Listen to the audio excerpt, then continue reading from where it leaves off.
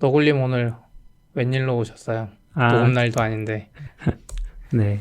NDC 끝나고 조금 시간적 여유가 있어서 급하게 방문을 했습니다. NDC는 뭐 재밌으셨어요?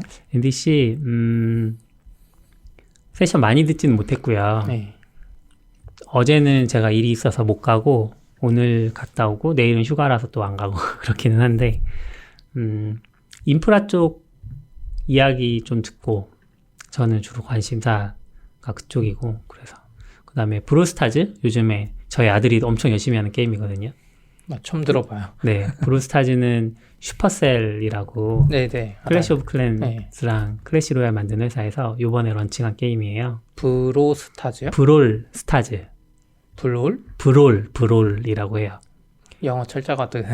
조금 BRAWL. 아. 예. 근데 그렇구나. 그냥 슈퍼셀 느낌의 LOL이라고 보면 돼요. 아, 재밌겠네요. 이름만. 네, 3대3으로 하는. 근데 아들이 하는 거 좀 지켜보고 뭐 그냥 유튜브에서 게임 동영상 몇 번 봤는데, 근데 그게 저는 이제 슈퍼셀 느낌의 LOL이라고 얘기했지만 슈퍼셀에서는 굉장히 자기네 느낌이 아니다. 일단 작화부터 좀 다르다. 이렇게 평가를 하고 있더라고요. 그래서 그런 게임을 어떻게 만들게 됐는지, 브롤스타즈라는 게임을 슈퍼셀이 어떻게 만들게 됐고, 슈퍼셀이 어떤 문화를 갖고 있기 때문에 이런 게임을 만들 수 있었다. 이런 얘기들도 하고, 그래서 얘기 들어봤는데, 일단 뭐, 많이들 뭐 실리콘밸리 스타일, 뭐 수평적인 조직 문화 이런 얘기들을 하지만, 슈퍼셀은 정말로 더 그렇다. 그분이 되게 회사를 많이 옮기셨더라고요. 거의 6개월에 한 번씩 7년 동안?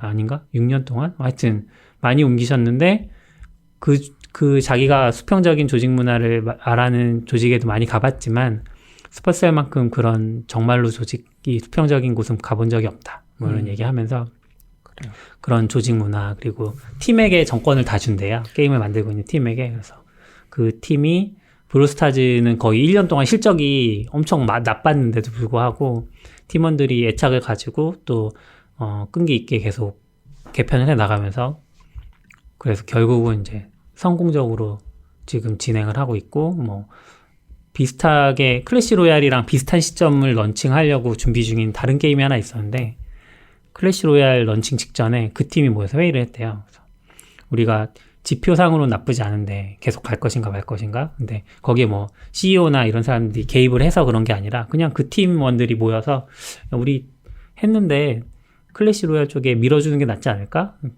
막 이렇게 갑론을 막 했겠죠. 결론은 드롭하기로. 그래서 그거 드롭하고 클래시 로얄 쪽으로 힘을 실어줬다. 뭐 이런 거 얘기를 하면서, 사례들을 얘기하면서, 그래서 팀별로 정권이 있고 팀들이 다 수평적이고 CEO가 개입하지 않고 이런 문화들 좋다. 그래서 좋은 문화를 갖고 있구나. 이제 그분이 한국의 게임 회사들도 한때는 굉장히 좋았지만 지금은 판교 지옥이라고 부를 만큼 굉장히 어려운 상황을 겪고 있는 것 같은데, 물론 서양 스타일이 다 좋은 건 아니지만 배울 점들이 있는 것 같다. 이런 얘기들 하셨고, 원래는 발표자가 그 핀란드 본사에 계시는 외국인이었어요. 네. 근데 제가 이틀 전인가 시간표 만들면서 가보니까 한국인으로 바뀌었더라고요. 근데 뭐 그래서 더 좋았던 것 같아요. 그분도 핀란드에 계시기는 하는데 이제 한국인이니까 아무래도. 슈퍼셀은 중국 회사 아니에요? 슈퍼셀 핀란드 회사예요. 아니 알리바바가 대주주예요? 네. 알리바바인지 어딘지 모르는데 아무튼 산 걸로 알고 있어요. 일본이었던 것 같은데요? 소프트뱅크? 공호인가? 뭐 그런 데 공호. 텐센트. 텐센트. 텐센트요? 대주주는 텐센트. 뭐 아무튼 핀란드에 본사가 있고.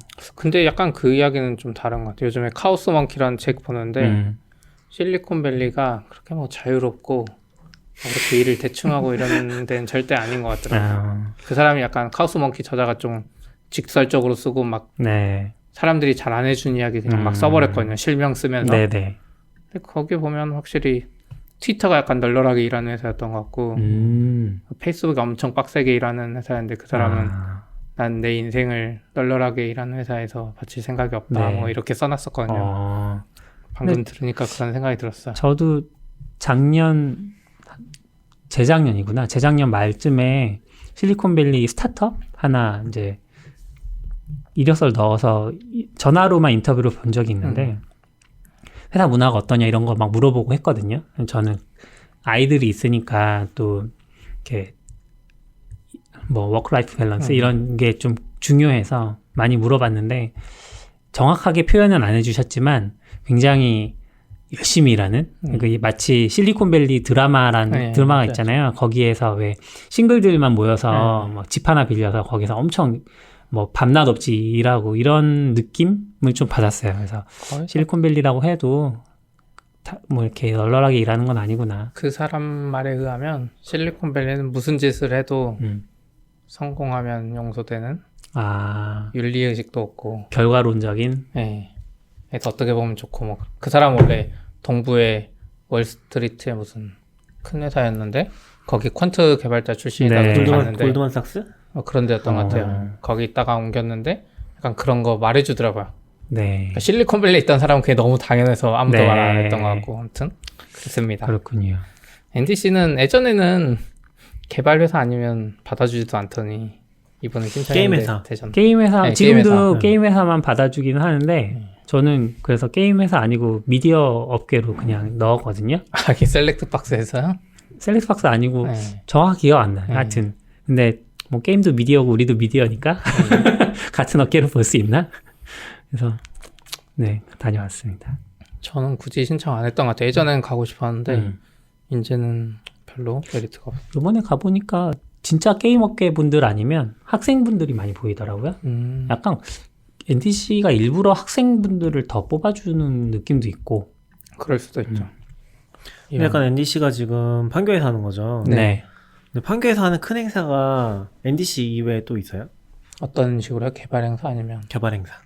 개발 행사는 없죠. 아예 없고. 할 때도 없죠. 그 NDC는 넥슨에서 하는 거죠? NDC도 넥슨이랑 그 근처 건물 지하 막 이런 데 여러 개 써요. 그래요? 무슨 그 근처에 여러 건물이 있으니까 사실 그거 말고 성남 게임 뭐 엑스포 비슷한 게 가끔 날씨 좋을 때 열리거든요. 네. 그때도 비슷하게 약간 세션이 있긴 해요. 개발 관련돼서. 그때는 이제 판교의 그 넥슨과 그 옆 건물 NHN 엔터 사이의 공간에서도 막 게임 대회도 하고 롤 대회도 하고 막 이런 거 있어서 근데 이제 더 크게 할 공간은 없죠. 사실. 그 부산에서 하는 게임 그거는 컨퍼런스 있잖아요. 기억이 안 나지? GD 기억이 안 나. 하여튼 그것도 성남이 유치하고 싶어서 되게 열심히인 것 같더라고요. 맞아요. 원래 유치하려고 했는데 G스타.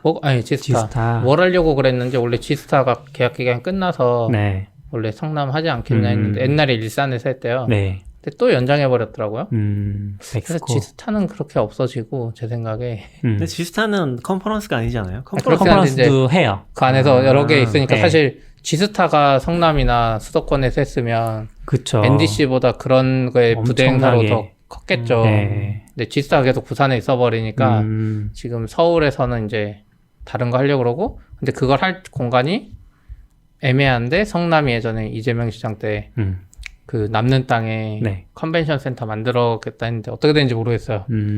어쨌든 만들려는 계획이 있었어요. 약간 빈 땅에. 아무튼 갔다 오는 길에 재밌는 경험을 했는데 테슬라 SUV를 탔어요. 모델 X요? 그게 모델 X인가요? 네.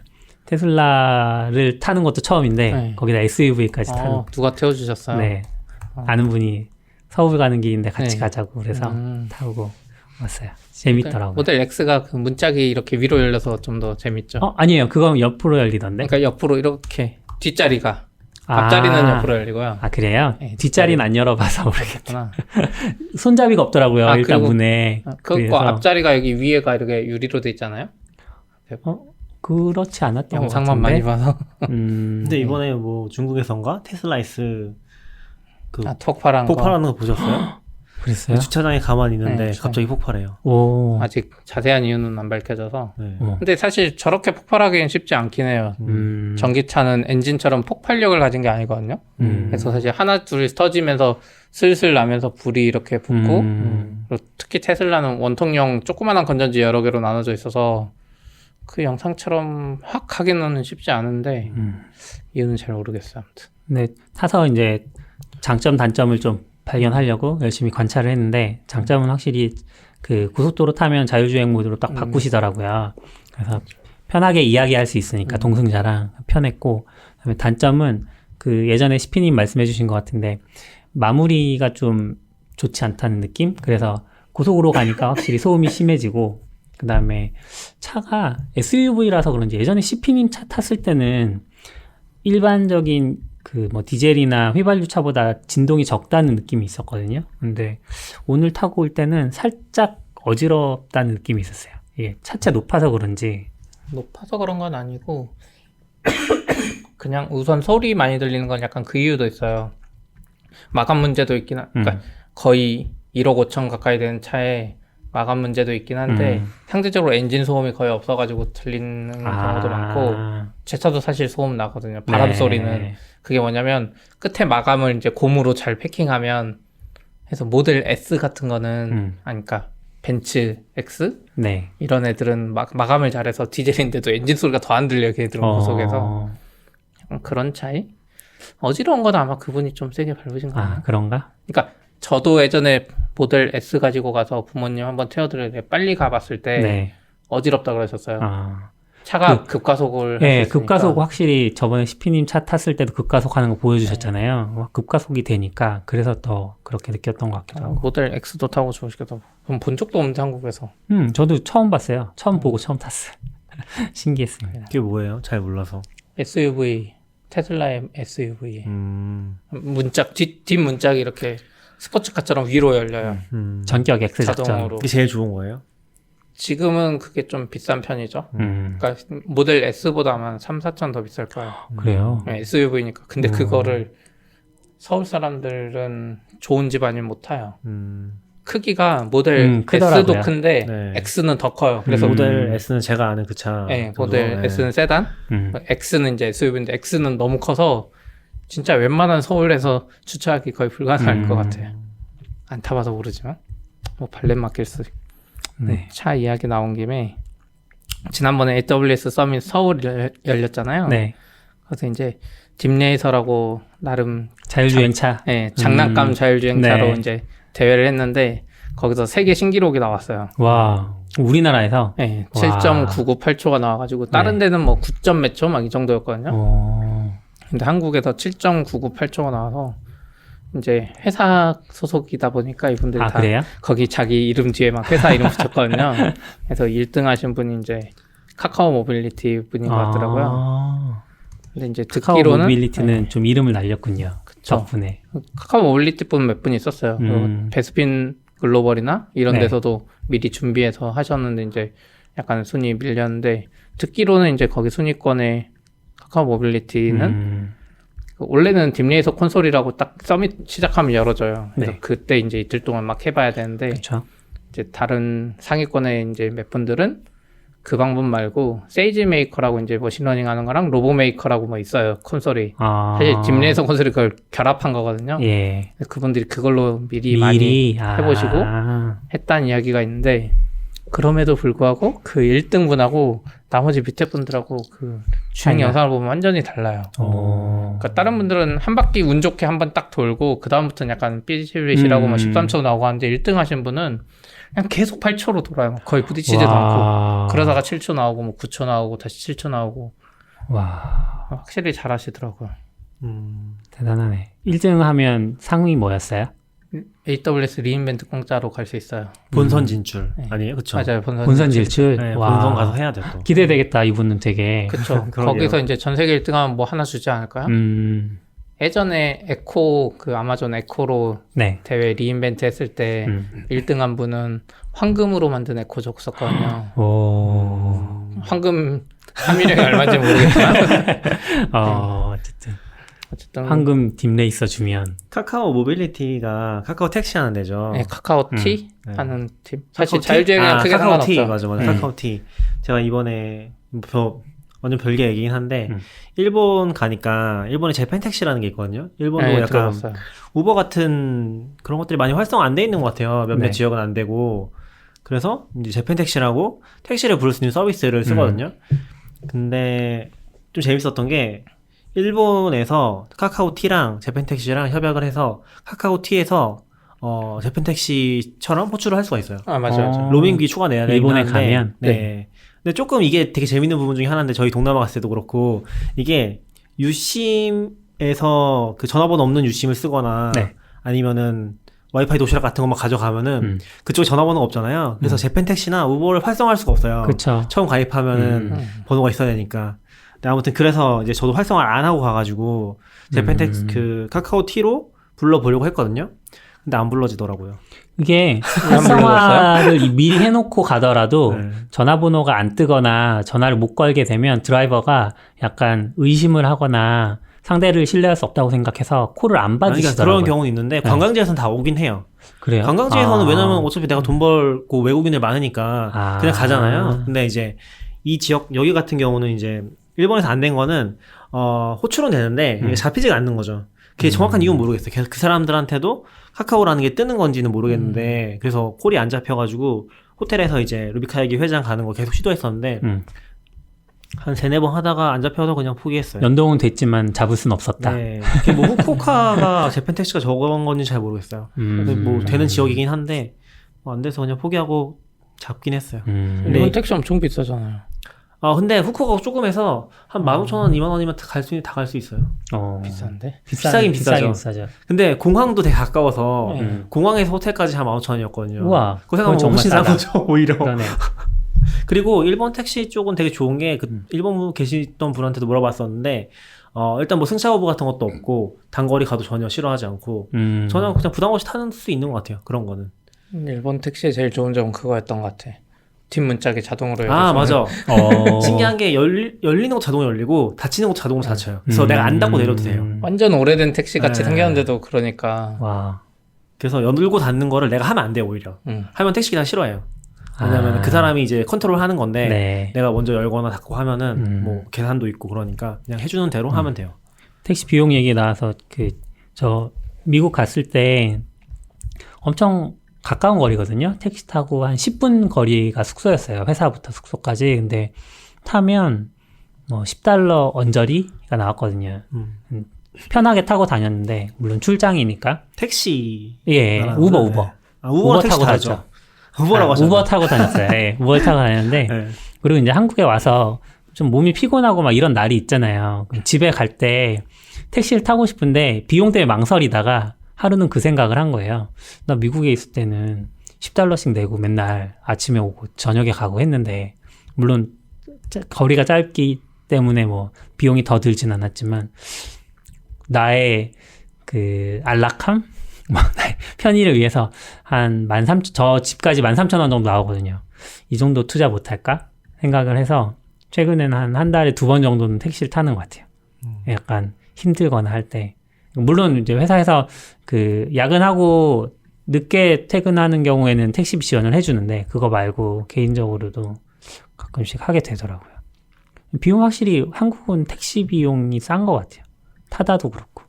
전 택시는 이제 일단 택시 기사들이 불친절하고 워낙 이제 단거리 같은데 그런 게 애매해서 타기가 힘들 때가 있잖아요. 네. 애매한 경우. 그래서 별로 안 좋아하긴 하는 것 같아요. 타다는 좋죠. 네, 타다 불렀죠. 저 지금 택시라고 얘기한 게 다 타다. 아, 그래요? 그거 제대로 얘기해 주셔야죠. 아, 죄송합니다. 전혀 다르잖아요. 타다. 우버랑 네. 택시는 다르고 타다랑 택시는 다릅니다. 아, 그렇군요. 알겠습니다. 그렇네요. 낙규님은 그런 일회성 비용 말고 정기적으로 비용 내는 거 되게 많으시잖아요. 정기적으로. 앱 구독도 하시고, 그러니까 구독형 앱도 하시고, 후원하고. 네, 후원도 하시고, AWS 내고. 그거 말고 뭐 또 구독형으로 뉴스 같은 것도 보세요? 뉴스레터요? 네, 돈 내는 뉴스레터 같은 것도 보세요? 저는 크게 없는 것 같아요. 돈낸 뉴스레터 한국에 있어요? 아웃스탠딩? 스탠딩 약간 뉴스레터가 뉴스레터가 있어요? 보다는 퍼블릭 같은 구독 서비스라고 구독 가서 보는 거죠. 서비스기는 하죠. 근데 뉴스를 이제 표방을 했었으니까. 뉴스레터가 있어요?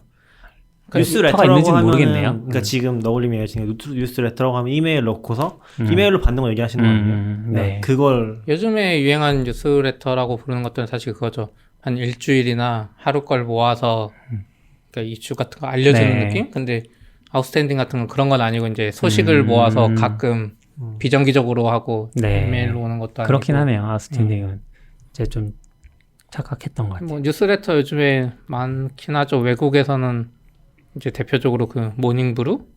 모닝브루인가요? 모닝브루인가요? 모닝브루. 네. 모닝브루가 좀 성공한 것 같더라고요. 사람도 많이 모았고. 개발 쪽 얘기인가요? 아니요. 경제 뉴스 요약하는 건데 모닝브루인데 이게 좀 투자도 많이 받고 잘 나가는 것 같아요. 실리콘밸리에 네. 그러니까 월스트리트나 실리콘밸리 경제 뉴스 이런 거를 발행해 주는데 맨 위에 보면 엄청 간단하게 있고 그 바로 밑에 S&P 지수, 나스닥 뭐 이런 지수가 올랐는지 네, 언제 네. 내렸는지 뭐 오일 가격, 금 가격 이런 거 간단하게 있고 뭐 밑에 이제 몇 가지 정보가 네. 심플하게 나와요. 엄청 많이 나오지도 않아요. 음. 왜냐면 어차피 미국에 이제 이분들 시간이 없고 그쵸. 이런 거기 때문에 간단한 정보. 근데 이게 꽤 잘 나간다고 들었어요. 그 경제 분야는 아닌데 우리나라에도 뉴닉이라고 하루에 한 5분에서 10분 정도면 읽을 수 있게 뉴스를 재가공해서 네. 보내주는 뉴스레터 있는데 저는 한 3,000명인 시점에 가입을 했거든요. 걔네가 이제 뉴스레터 맨 마지막에 현재 뭐 몇 명이 됐어요. 축하해주세요. 이런 것도 쓰고 뉴스레터 맨 마지막에 항상 피드백을 받을 수 있는 그 버튼이 있어요. 그걸 누르면 구글 폼으로 연결이 되는데 거기다가 하고 싶은 말 써달라고 하고 하더라고요. 그리고 유닉은 좀 재밌었던 거는 매월 초에 한 일주일인가 열흘 정도 후원을 열어요. 그래서 후원해주세요. 뭐 같이 유닉을 만듭시다. 이런 얘기들도 하고. 근데 얘네는 너무 자주 오지는 않고 한 일주일에 3번 정도 그래요? 오는데 그래서 부담 없이 읽고 아침에 출근하는 길에 읽고 또 깊이 읽을 수 있는 내용들은 링크 타서 뉴스로 들어가 볼 수도 있으니까 그래서 좋고 또 약간 그 우리나라의 신문이나 인터넷 신문 보면 좀 등한히 할 만한 뉴스들도 꼽아주더라고요. 뭐 스리랑카에서 폭탄 테러 있었던 거에 대해서도 조금 더 자세히 써주고 하니까 관점도 좋고 해서 읽게 되더라고요. 저도 예전에 들어가지고 한번 보려고 봤는데 저랑은 좀 안 맞는 것 같아요. 아 그래요? 전 차라리 경제나 그냥 섹션별로? 일반적인 뉴스 이런 거 좋아하는데 약간 유닉은 몇 개 보니까 약간 정치적인 이슈가 좀 많이 있는 느낌이었어요. 네. 거의 모든 메인 뉴스에 그러니까 나름 이제 골고루 이야기해주긴 하지만 정치적으로 좀 더 네. 이슈가 될 만한 것들을 다뤄주는 게 아닌가 이런 생각이 들었어요. CP 스타일은 그거 아니에요? 하테나 북마크 인기 엔트리 같은 거. 그렇죠. 아니 모아서. 저는 약간 모닝브루가 좋았던 게 모닝브루는 그냥 딱 사실 알려주고 그러니까 주로 모든 사람이 관심 있어 하는 경제 하루하루 보면 좋은 것들. 근데 이제 주로 정치나 뭐 이런 거는 당시에도 좋지만 물론 시간이 지나면 이제 좀 더 정보도 많이 알려지고 해서 나중에 그런 것들은 위키 같은 데서 보면 좀 더 재밌는 게 아닌가. 모닝브루는 지금도 구독하고 계세요? 네, 모닝브루는 이메일로 봤는데 그냥 다른 거 영어라서 다 못 보고 네. 그냥 화살표가 6개 올라갔구나 내려갔구나 뭐 이거 그리고 뭐 테슬라 뭐 이렇게 써있으면 테슬라 있구나 뭐 그런 네, 정도. 뭔가 소식이 있구나. 예. 그러니까 애들도 매일매일 하니까 좀 부담 없고 객관적인 정보다 보니까 매일매일 되는 것 같고 유닉은 보면 진짜 공은 많이 들이는 것 많이 같더라고요. 들이죠. 그래서 이틀에 한 번인데도 아이들 도대체 어떻게 하나 생각이 그 주제도 가볍지도 않고 네. 저는 그거를 한 4-5명이 쓴다는 게 충격적이었어. 이분들 풀타임은 아니시겠죠? 풀타임일 것 같아요. 풀타임일 것 같아요. 네. 돈 어떻게 모르겠어요. 그럼 아직은 뭐 차라리 유닉이 팟캐스트 하면 인기 많은 거 아니야?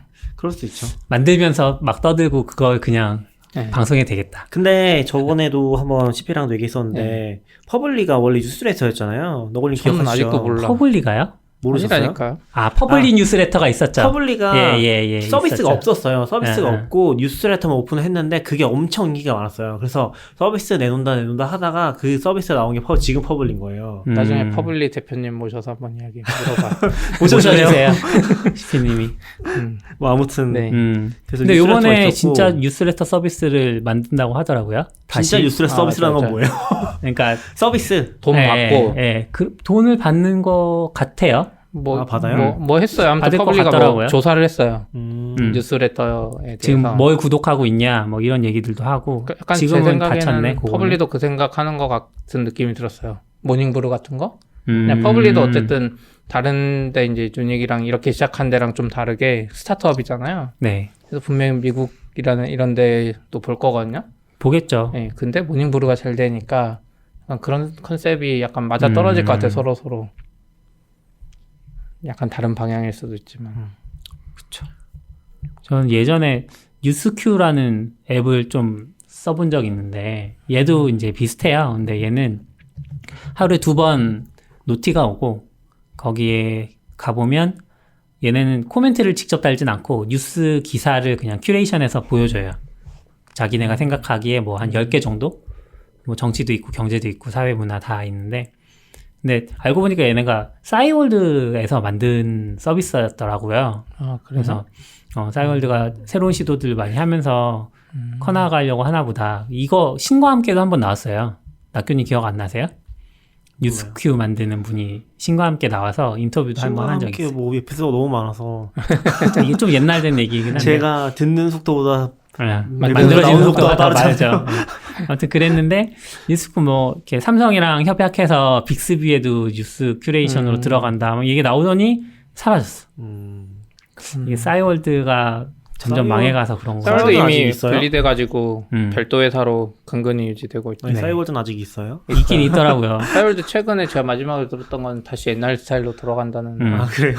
이야기였어. 근데 뉴스큐라고 치니까 지금 구글도 그렇고 무슨 뉴스 큐레이션 뭐 뉴스 사이트 이상한 언론사가 나오네. 이름을 잘못 지었네. 이름을 잘못 지어서 없앴나? 지금도 그냥 치면 안 나오고 뉴스큐로 네. 싸이월드 뉴스큐 해야지 기사가 중단됐다는 좀 뉴스가 보이죠. 겨우 예. 나올 정도니까. 인기가 없었나 보네. 근데 이거는 사실 잘했으면 괜찮은 것 같은 게 지금 뉴스 큐레이션 앱이 지난번에 제가 말했던 일본에서 잘 나가는 스마트 뉴스 네.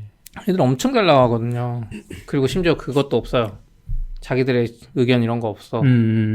뉴스큐도 그건 없었어요. 그리고 좋았던 게 그 뭐 한 가지 주제, 한 가지 사건에 대해서 되게 여러 가지 기사들이 나오잖아요. 근데 그 중에 제일 상세하고 좀 롱폼 기사 같은 느낌을 링크를 항상 해줘서 저는 되게 좋았어요. 저는 그런 기사를 찾아보고 싶었는데 니즈는 있는데 사실 기사 제목만 보면 모르잖아요. 이게 롱폼인지 숏폼인지 뭐 아니면 우라카인지 모르는데 그걸 해주더라고요. 아, 좋았는데. 낙균님은 뭐 뉴스레터 보는 거 없으세요? 저는 지금은 딱히 없는 것 같아요. 전 뉴스레터는 안 보고 이제 거의 뉴스레터 대용 격인 게 이제 손에 잡히는 경제? 진우 씨 나오는 거? 팟캐스트? 그거를 듣죠. 네, 왜냐면 그거만 들어도 한국에서 뭔가 제도 같은 것들 그런 네. 거는 다 알 수 있거든요. 꾸준히 그런 것 들어도. 같아요. 네, 그게 진짜 좋긴 한 것 같아요. 그래서 그걸 주로 듣고 뉴스레터 같은 경우는 그거 하나 받아보긴 했는데 그 한국 분이 만드신 것 중에 데브 블로그스라고 개발자 블로그 모아놓은 네, 개발자 거. 블로그 모아놓은 그런 게 걸 있었어요? 뉴스레터로 만든 게 있어요. 새로운 글 올라오면 쭉 모아서 보내주는. 네. 근데 그거는 사실 별로고 왜냐면 그건 퀄리티 컨트롤이 안 돼요. 다 그렇겠죠. 보여주는 그러니까 다 보여주는 모든 거니까. 개발자들의 블로그를 다 보여주니까 별로고 그게 최근에 그 폼에다가 주간 인기 글을 뽑아주는 게 있거든요. 그건 좀 괜찮은 것 같아요. 그런 식으로 정책 한번 들어가면은 좀 좋은 것 같아요. 퀄리티 컨트롤 되는 게 굉장히 중요한 것 같아요. 그래서 예전에도 한번 생각했던 것 중에 하나가 좋은 글을 예를 들어서 어떻게 할지 모르겠지만 피처가 있잖아요. 좋은 글이란 형태가 있잖아요. 네. 그런 좋은 글의 형태를 약간 이미지적으로라든지 어떤 식으로 좀 추출을 해가지고 그걸로 머신러닝을 시켜서 다 비교를 하면 좋은 글을 뽑아낼 수 있지 않을까? 그냥 많이 모아놓고 사람들이 클릭 많이 한 걸로만 해도 또. 근데 한국에서 그런 게 다 실패했잖아요. 지금 보면은 뭐라고 해야 되지? 해커뉴스 비슷한 것들이 해커뉴스나 북마크 서비스들이 다 실패를 했잖아요. 그래서 사실 볼 게 없어요. 그런 식으로 모아준 서비스를 볼 게 없어서. 그 다음 단계를 못 간 거지. 랭킹이나 뭐. 그러니까 일본 같은 경우는 하테나 북마크가 딱 그 역할을 하고 있고 미국 같은 경우는 뭐 레딧이나 해커뉴스나 그런 역할을 하는 것들이 있는데 한국어로 된 기사들 같은 경우는 그냥 트위터에서 좀 링크 대다가 뭐 아니면 그냥 묻히거나 거의 그런 느낌인 것 같아요. 좋은 글을 찾을 수가 콘텐츠가 힘들어요. 많이 없어서 그것도 그 그렇죠. 서비스 운영 입장에서도 엄청 인기 없는 것도 그 뉴스 하나밖에 없으면 그거가 올라가니까 랭킹 잡기도 어렵고 아니 지금 무슨 뉴스 나오면 44비치도 그렇지만 그냥 내가 출시했습니다 한글만 써도 아마 구글 상위에 올라올 것 같은 느낌. 그거 근데 구글 상위에 올라가도 그 키워드로 검색을 하는 사람이 없으니까 의미가 없는 거죠. 그렇죠. 그런 느낌? 근데 저는 아무튼 좀 퍼블리 때 진짜 신기했던 것 중에 하나가 그때 퍼블리가 그 전후로 뉴스에서 유명한 게 있었는지 모르겠는데 퍼블리가 그때 구독자 수가 몇천 명 된다고 했었거든요. 그게 좀 되게 충격적이었어요. 사람들이 왜 뉴스레터를 구독하는 거지? 이렇게 구시대적인 방식에? 그러게요. 왜 구독하는 걸까요? 그냥 그때부터 약간 옛날부터 거의 2009년 10년 넘어가고 컨텐츠 많을 때 그때 트렌드라고 이제 사람들이 예측한 게 미국도 마찬가지고 큐레이션이었어요. 이제는 정보가 너무 많아서 앞으로 큐레이션이 네. 대세가 될 거다 이런 이야기가 있었는데 실제 이제 그때 당시에는 별로였고 그쵸. 이제 시간이 점점 지나니까 개발적으로 따지면 뭐 루비 위클리, 자바스크립트 위클리, 포스트그레스 위클리 이런 게 막 성공하기 시작했어요. 그래서 성공한지는 모르겠지만 아니, 성공했어요. 왜냐면 그 위클리 만든 게 처음에 아마 그 사람 만든 게 루비 위클리인가 뭔가였어요. 그 P로 시작하는 무슨 닉네임 쓰시는 분인데 그래서 그분이 거의 그걸 회사 수준으로 만들어서 자바스크립트랑 나머지 영역으로 확 확장한 거예요. 위클리로. 예. 그러니까 이제 정보가 너무 많아서 맞아. 사람들이 그 많은 상태로 한 3, 4년 넘게 지나다 보니까 거기서 좋은 정보만 받고 싶다 이런 니즈가 생기고 그게 딱 풀리고 이제 미국에서도 그게 잘 되고 그게 이제 다양한 분야로 퍼지고 이거를 좀 빨리 접한 분들은 퍼블리 대표님도 아마 그럴 테지만 그걸 캐치한 거죠. 외국에서 그런 걸 구독하고 하다 보니까 그런 게 캐치된 것 같아요. 옛날에 그런 거 한참 뜨기 전에 예병일의 경제노트라는 이메일 서비스가 있었어요. 못 들어봤는데. 엄청 옛날 거예요. 진짜 한 2000년 뭐 이럴 시점인데 그러니까 큐레이션 막 핫하다고 하니까 그런 게 있었거든요. 그래서 뭐 누구의 묵상 노트 뭐 이런 것도 있었고 되게 그쵸, 많았어요. 그래서 지금 제 다음 메일 쓸 때, 한 메일 쓸 때 제가 예병일의 경제 노트인가 그거를 구독했었는데 지금도 들어가 보면 엄청나게 많은 양의 이메일이 거의 매일매일 보내졌으니까. 지금 뉴스레터랑은 좀 다른 거 아니에요? 네, 다르죠. 그때는 약간 그때는 개인의 시각을 좀 맞아요. 많이 담았던 것 같아요. 저희 아버지가 구독했던 것 중에 뭐가 있었는데 무슨 아침 뭐 고도일에 뭐 고도일의 아침 묵상이었던 저 것 너무 싫어서 왜 자꾸 이런 걸 나한테 보내는 거야? 그건 약간 좀 다르죠. 뉴스나 뭐 이런 많은 컨텐츠 중에 한 건 아니었고. 생각해보면 약간 뭐라고 해야 되지? 연속성이 있는 것 같긴 해요. 그러니까 퍼블리도 보면은 정보성은 아닌 거였거든요. 그냥 보셨는지 모르겠는데 약간 뭐라고 해야 되지?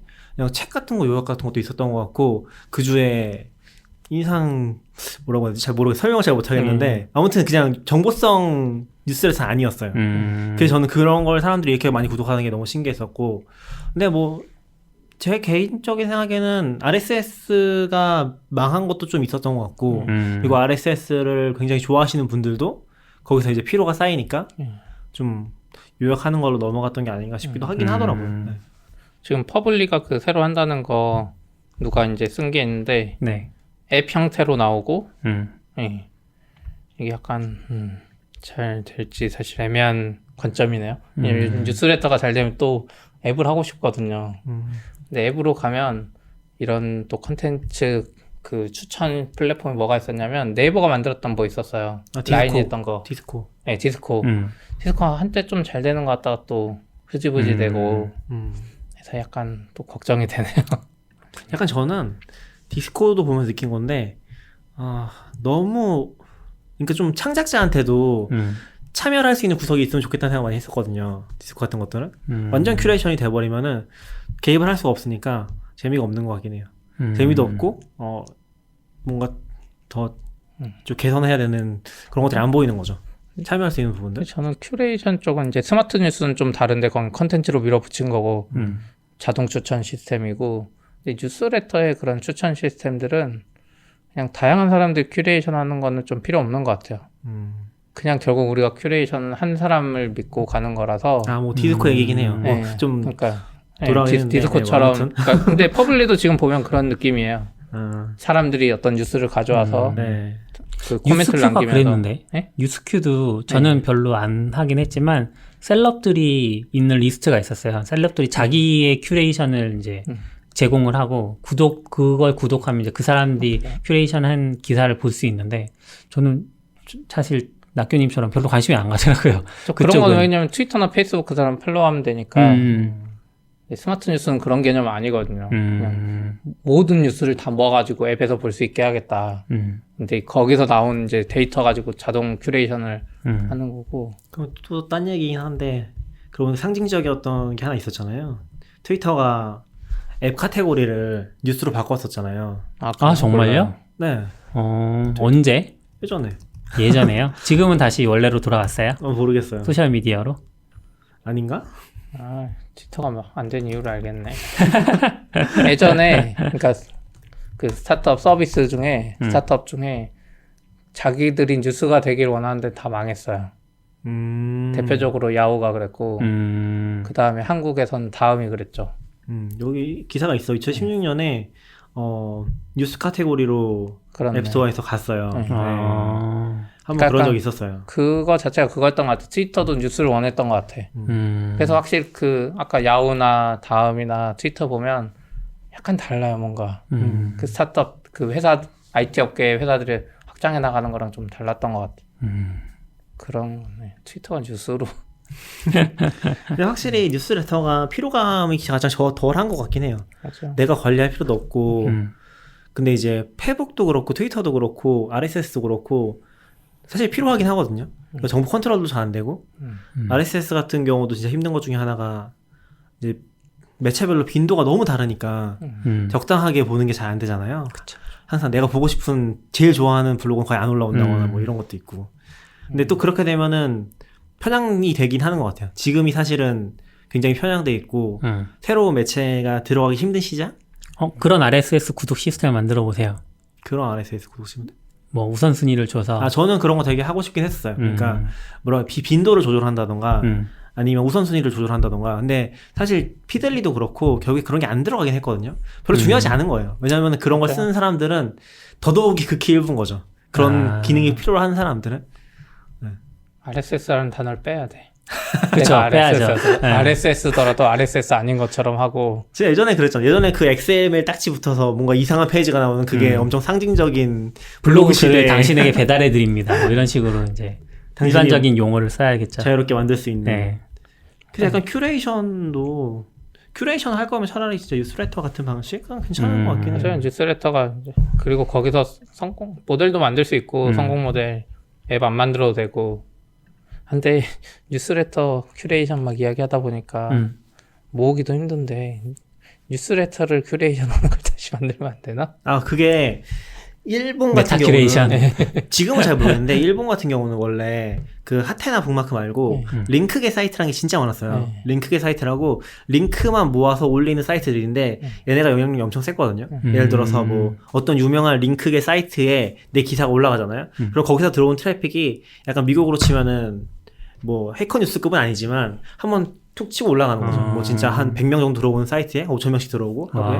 물론 기어지진 않지만 그래서 그런 사이트들이 있고 그런 사이트들을 또 모아서 메타 뉴스 사이트 같은 게 있었어요. 근데 이거 이제 뉴스레터가 여러 개 많아지고 점점 아마 추세상 그럴 것 같은데 이것들이 아침에 오면 그걸 싹 모아가지고 내가 다시 발행해. 링크로. 왜냐면 사실 큐레이션 사이트들도 뭐 뉴스 사이트에 허락받고 가져오는 거 아니잖아요. 그렇죠. 링크만 거는 거고 어떻게 보면. 유닉 같은 경우는 뉴스 링크만 보내는 건 아니니까. 근데 공개된 페이지가 있잖아요. 뉴스 그러니까 링크를 얘기하시는 거예요. 링크를 말하는데 유닉은 오늘 이런 말을 했습니다 하고 링크 거는 거죠. 그러니까 아카이브 링크가 있잖아요. 네. 아카이브 링크를 거는 거죠. 그렇죠. 보통 공개를 하니까 그런 것도 좋은 것 같아요. 그냥 뉴스레터를 일주일간의 뉴스레터를 모아서 맞아요. 일주일마다 보내주는 거지. 유닉 같은 경우는 특히 시의성 있는 게 많이 없어가지고 괜찮다. 메타 유닉 거 뉴스레터 일주일 거 모아서 한 번에 하고. 근데 글이 너무 많을 것 같은데 그 일주일치가. 많아도 상관없죠. 그냥 골라보는 거죠. 그게 같이. 많을수록 많을수록 메타 서비스가 더 유리해요. 그냥 그 많은 걸 사람이 매일매일 보고 있었다고 생각해봐요. 집중도 안 되는데 내가 월요일에 바쁘고 화요일에 바쁘면 못 보잖아요. 근데 아까 얘기하신 것처럼 일주일 내내 오는 뉴스레터는 결국에 안 보게 되는 것 같아요. 그냥 뭐 일주일에 한두 건 정도가 적당한 것 같고. 스낵이 그래요, 저.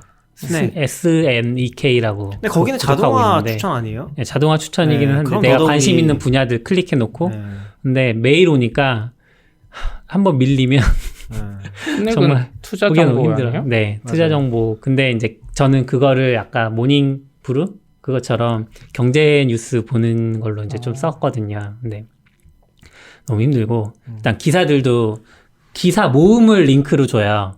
그러니까 예를 들면 뭐 대한항공이 어떤 사건을 겪었다. 그럼 그걸 클릭해서 들어가면 그것과 관련된 각종 신문들의 기사들이 쭉 리스트로 나오는 거죠. 그 중에 내가 골라서 봐야 되는데 스낵은 지금 그런 뭐 것도 좀 구독하는 게 없는데요. 별로라서. 홈페이지에? 그냥 그게 가입을 하면 돼요. 뉴스레터가 아니에요. 네. 이메일이에요, 그냥. 이메일. 그 회원들한테 보내는 개인화된 이메일이에요. 회원들한테 보내요? 네, 그러니까 이게 좀 성격이 섞여 있는 거죠. 저는 아까 뉴스큐에서도 이야기했지만 롱폼 기사를 좋아하는 게 사건의 전말도 궁금하고 사건이 현재 시점에 어떤 진행을 보이는지 이런 것도 궁금한데 얼마 전에 제가 제일 좋아할 법한 뉴스 형태를 가진 기사를 BBC에서 발견했었어요. 그게 이제 줄리안 어산지라고 위키릭스를 배포하셨던 그분이 체포됐거든요, 영국에서. 그 기사를 BBC가 올렸는데, 이제 기사를 읽으면 기사는 그냥 소식을 전하고 있고, 위에 동영상이 있고, 뭐 중간중간에 사진이 들어있어요. 이런 폼은 흔하잖아요, 우리나라에도. 근데 기사 안에 링크들이 잘 달려 있어요. 그 링크는 예를 들면 줄리안 어산지가 어떤 이력을 가진 사람인지 자체는 사실 크게 기사화될 법하지 않잖아요. 그러니까 우리나라에서 그런 기사를 찾기가 어려운데 얘네는 그 줄리안 어산지 체포 기사 안에 줄리안 어산지의 이력을 링크로 달아놨어요. 클릭해서 들어가면 이력을 볼 수 있는 거죠.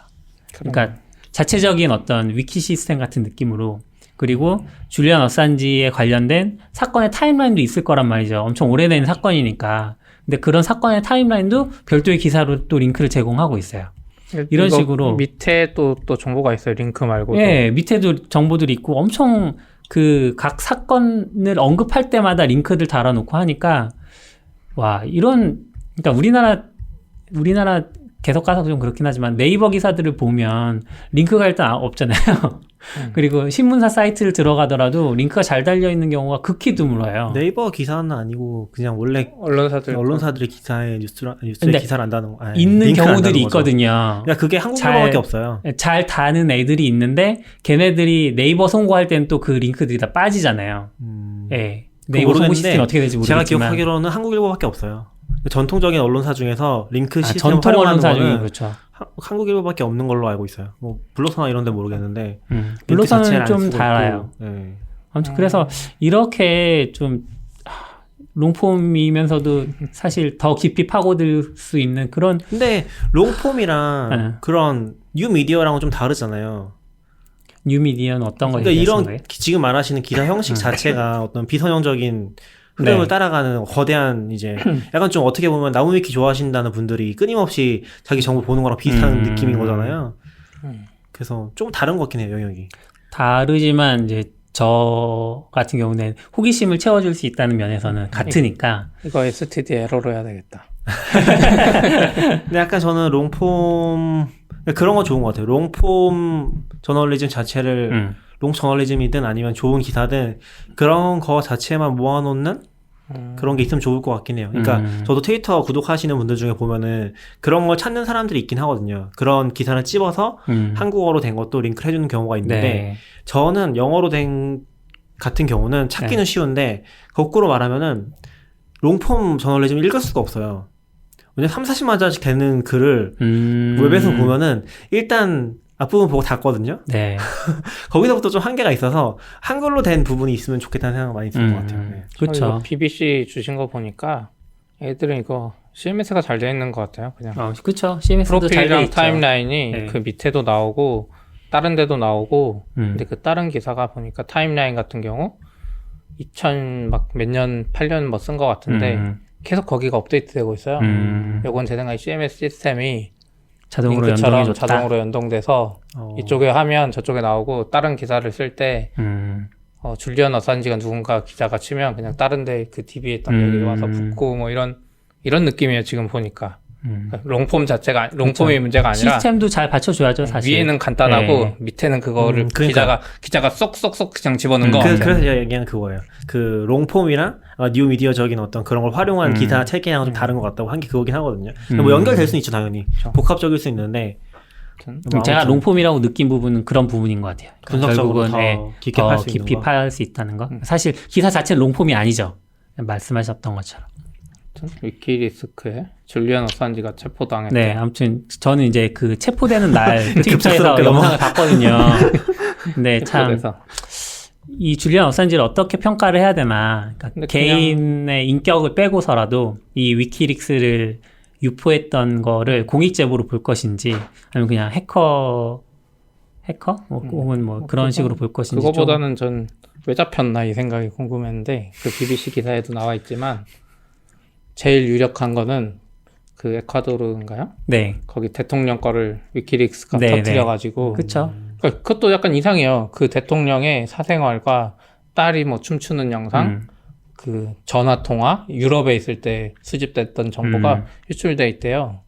그리고 이제 줄리안 어산지가 트위터에도 뭐 이야기를 많이 했나 봐요. 뭐 해서 뭐 내정 간섭 금지 명령도 받고 그래도 뭐 또 그 와중에 소송하고 하다가 이제 밉상된 것 같아요. 조금 저는 이해가 안 갔던 게 어산지는 체포되기를 바라지 않았다면 사실 그런 에콰도르 쪽 대통령은 안 건드리면 되잖아요. 안 돼. 이제 사람의 성향이라는 게 있잖아요. 내가 굳이 비록 잡혀 있지만 여기서 살아남으려고 내가 뭐 찌질한 짓을 하지 않는다. 그러니까 사실상 그 안에 있었죠. 그 에콰도르 덕분에 살아남았는데 대사관 안에서 살았던 거예요. 에콰도르가 뭐 잘못하는 거를 숨겨줄 것인가? 그러면 본인의 막 그런 게 있을 거 아니에요. 본인이 진짜 공익 제보하고, 제보하고 있으면 그 와중에 내가 살아남기 위해서 또 이거는 뭐 하나 이거는 몰라요. 아무튼 복잡한. 그렇구나. 괜찮은 사람 성향이라는 게 있으니까. 그렇죠. 성향이라는 거는 예전에 뭐 우리 그 유관순 그런 분도 잡혀가서도 뭐 대한독립망대 막 외치잖아요. 그거 외치면 죽을 것 뻔해도 그런 느낌이니까. 그렇구나. 그건 넘어가고 길어지니까. 그 해커스 책 복간하는 거 예전에 텀블벅에서 한다고 이야기했던 것 같은데. 할 것 같다고. 조만간 프로젝트가 나올 것 같다고 얘기했었죠. 이거 끝났어요? 이제 나왔어요. 이제 시작한 거예요. 이제 시작했어요? 근데 달성은 했어요. 여기서 그 약간 이 프로젝트 원래 텀블벅 프로젝트는 프로젝트 자체에서만 구입할 수 있잖아요. 근데 프로젝트 읽어봤더니 5월부터는 일반 서점에서도 구할 수 있고 전자책도 월 말이면 나올 거고 뭐 이런 얘기 하더라고요. 그래서. 요즘에 다 그래요, 근데. 요즘 다 그래요. 요즘에 거기서 해서 얻을 수 있는 거 아무것도 없어요. 그건 홍보랑 돈 조금의 돈 뭐 이런 거. 근데 제목이 좀 원하셨던 그런 느낌은 아니에요? 해커 광기의 랩소드잖아요. 근데 조그만 제목으로 이제 세상을 바꾼 컴퓨터 혁명의 영웅들인데 반대로 저는 이게 이제 세상을 바꾼 컴퓨터 혁명 영웅들의 스토리잖아요. 그게 더 전면에 강조됐으면 옛날 사람들이 궁금해하고 읽어볼 것 같은데 그냥 해커가 앞에 광기의 랩소디 하고 막 코드 나와 있잖아요. 또 터미널 코드? 이러면 해킹하는 책인가 보다 이 생각이 들 것 같아. 이걸 모르면 오히려 이 책을 읽고 싶은 컴퓨터를 역사를 알고 싶고 이런 분들은 좀 다르지 않을까. 인사이트 사장님이 트윗 남기셨던데. 그래요? 서로 까는 내심 아니요 까는 게 아니고 그 한빛미디어에서 이 프로젝트 한빛미디어 공식 계정인가? 거기에서 이 프로젝트 링크를 올렸어요. 그랬더니 인사이트 사장님이 사장님이 아니지. 인사이트북 공식 계정이 그 한빛미디어를 리트윗하면서 그 한다 이렇게 홍보를 한 거예요. 그랬더니 권순서님인가? 그걸 보면서 훈훈한 광경이다. 보통 지시하기 마련인데 좋은 책을 이렇게 복간한다고 할 때 다른 출판사가 홍보해 주니까 좋다라고 했는데 거기다 다른 분이 뭐 이렇게 뭐 어떤 얘기를 하다가 인사이트 공식 계정에서 사실 한빛미디어에서 절판을 시켰으면 우리가 복간하고 싶었는데 아쉽다 뭐 이런 얘기가 또 나오더라고요. 그런데 이게 뭐 속내가 후원하면 뭐 드러났죠. 표지 색깔을 다른 거 주네요. 초록, 표지 빨강, 색깔을 선택할 수 파랑, 있어요. 빨강. 세 가지 색이 있다고 합니다. 뭐 다른 걸 주는 거 아니고 선택을 할 수 있고요. 그리고 많이 후원하면 3가지 다 얻을 수 있다고. 저는 오히려 이 최신판보다 최초에 만들었던 불법 번역판을 보고 싶네요. 광기의 역사? 아니요, 뭐 저거 뭔지도 모르겠어요. 해커 광기의 역사. 진짜 그 시대에 번역했던. 왜 그게 궁금하세요? 그냥 그 사람들 진짜 그걸 보고 싶은 열망으로 번역한 거잖아요. 물론 번역 아니에요. 품질이 안 좋을 수 있지만. 그런 건 아니에요. 그냥 그래요? 회사에서 시켜서 했겠죠. 아니 이게 무슨 동아리 같은 연구회 같은 곳에서 번역했던 거라서 편집장과 번역자들 동아리 같은 데서 한 거니까 아. 약간 재밌게 하지 않았어요.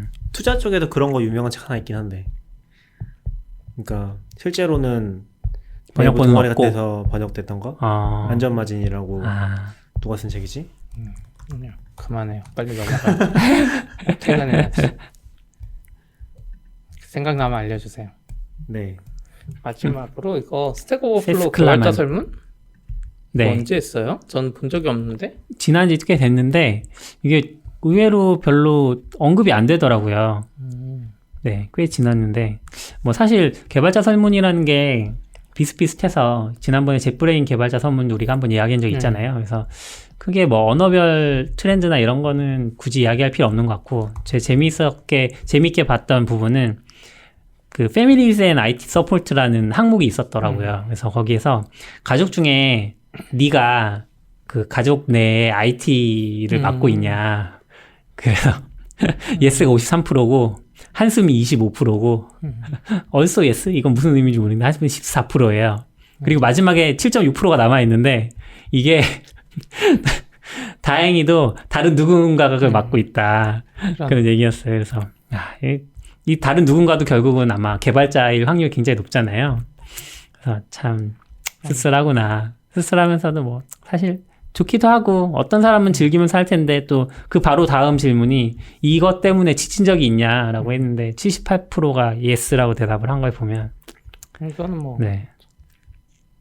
근데 소셜 미디어 유저가 좀 특이하네요. 네, 이건 좀 특이했죠. 레딧이 1등인 건 알겠는데 유튜브가 2등이고 파츠앱이 3등이에요. 젊은 층이 약간 많이 들어온 거 아닐까요? 젊은 층이면 유튜브? 네. 유튜브에서 요즘 막 근데 스택 오버플로우가 엄청 기크한 사이트는 아닌 것 같아요. 그쵸. 오히려 이제 그냥 되게 일반적인. 네. 네. 그런 저는 소셜미디어에 해커 뉴스는 안 들어가나 싶어서. 그리고 되게 정보 쪽으로 뭔가 제대로 된 컨텐츠를 좋아하시는 사람들은 스택 오버플로우 별로 안 좋아하더라고요. 왜냐면 스택 오버플로우의 어떤 답변 퀄리티들이 그렇게 높지 않거든요. 해결 방법만 네. 단순하게 알려준 경우가 많아서. 그리고 약간 민주주의적인 부분들이 있기 때문에 올바른 것보다 사람들이 많이 투표하는 게 올라가요. 그쵸. 그러니까 좀 그런 걸 별로 안 좋아하시는 분들도 계시는 것 같아요. 근데 그런 것들 때문에 물론 스택업 잘 된 것도 있긴 하지만 전반적으로는 근데 어떤 정보로서의 퀄리티 자체가 올라가진 않잖아요. 보통은 그쵸. 계속 올라가진 않죠. 뭐라고 해야지? 파이썬에서 뭐 한글 어떻게 치나요? 이런 거 그런 거 같은 수준의 질문들이 굉장히 많이 조회가 되는 거니까. 질문 수준도 뭐 사실 딱 어느 정도 한계가 있으니까 깊이 있는 걸 물어보긴 어렵고. 저는 그리고 또 재미있었던 건 개발자들이라고 쳤을 때 보통 비대면 대화를 더 좋아한다 이런 편견? 선입견이 있는데 여기 설문조사 결과에서는 어쨌든 60%가 그냥 대면 대화를 더 좋아한다 이런 얘기들이 있어서 그렇구나. 이번에 슬랙 안 됐을 때 그런 농담이 있었는데 슬랙이 안 돼서 옆 사람이랑 대화를 할 수가 없다고. 그러니까 그런 농담들이 그냥 편견에 기반한 거 아닌가?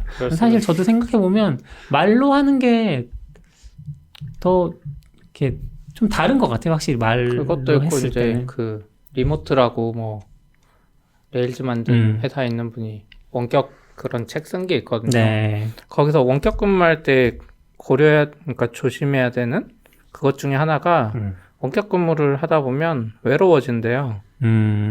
아무리 채팅하고 뭐 이렇게 그쵸. 해도 외로워진대요. 그래서 안 외롭게 서로 일부러 뭐 화상 채팅도 하고 뭐 이런 요소들이 있더라고요. 그래서 그런 거 보면 확실히 대면으로 뭔가 일하고 이런 그게 있는 것 같아요. 아무리 온라인이 발전해도. 근데 성향 같은 것도 중요한 것 같긴 해요. 그러니까 제가 들었던 얘기 중에도 보면은 되게 그런 비대면 대화, 지향적이고 뭐 같이 있더라도 거의 슬랙으로만 얘기하고 그런 팀에서 전혀 다른 성격의 사람이 들어왔을 때 너무 힘들어했다고 그 사람은. 이 사람은 왜 옆에 있는 사람이랑 슬랙으로 얘기해야 되는지 이해를 못하는 거예요. 그러고 때문에 너무 힘들어했던 분도 있다고 하는 거 보면은 이게 성향차도 굉장히 큰 것 같고 아까 얘기했던 외로움 같은 것도 당연히 중요한 것 같아요. 그렇죠.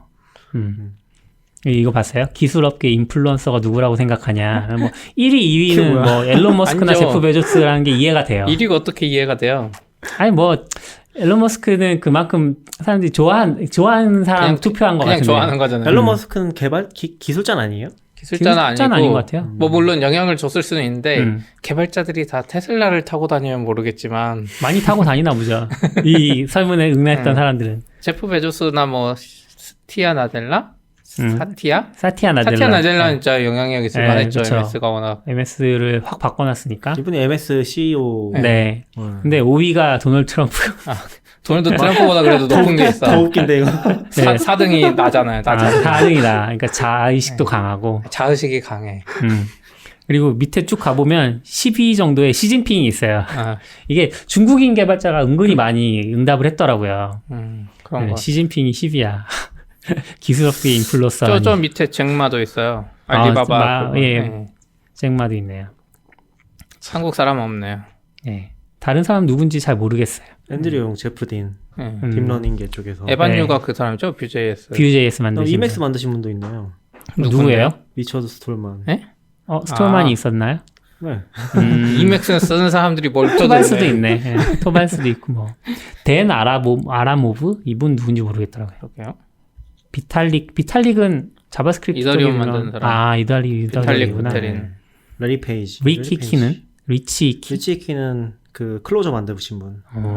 이게 언어별로. 근데 왜 마취가 없어? 마취도 없고요.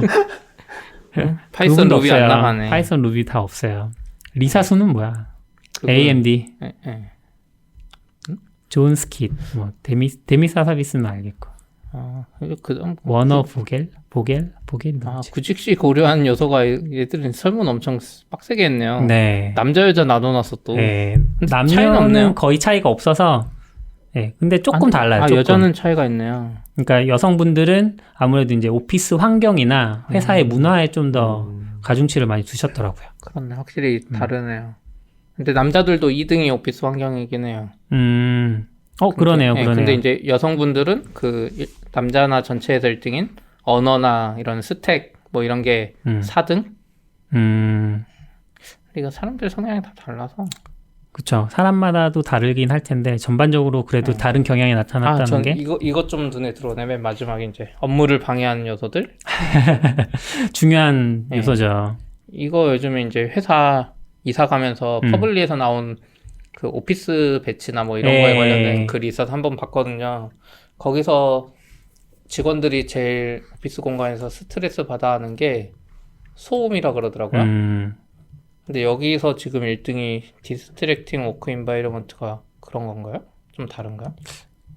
그런 것 같아요. 저도 그거라고 이해했거든요. 저는. 근데 되게 재밌는 얘기 중에 하나 있는 게 그 오픈 오피스에 대해서 연구한 것 중에 오픈 오피스가 실제로 업무 효율을 떨어뜨린다는 결과가 되게 유명하잖아요. 네. 그런 걸 어디 봤는데 실제 연구에 그게 그러니까 단순하게 계산을 하면 안 되는 거다라고 이야기를 하는 게, 그러니까 오픈 오피스에서 어떤 식으로 일할 때 업무효율이 떨어지냐, 혹은 어떤 식으로 일할 때 업무효율이 올라가냐가 또 차이가 있나 봐요. 예를 들어서 팀이 긴밀하게 협의하고 항상 뭐 작은 일이라도 뭐 소통하고 이런 팀이 있을 수 있잖아요. 그런 팀은 당연히 오픈 오피스가 효율이 좋아지는 거예요.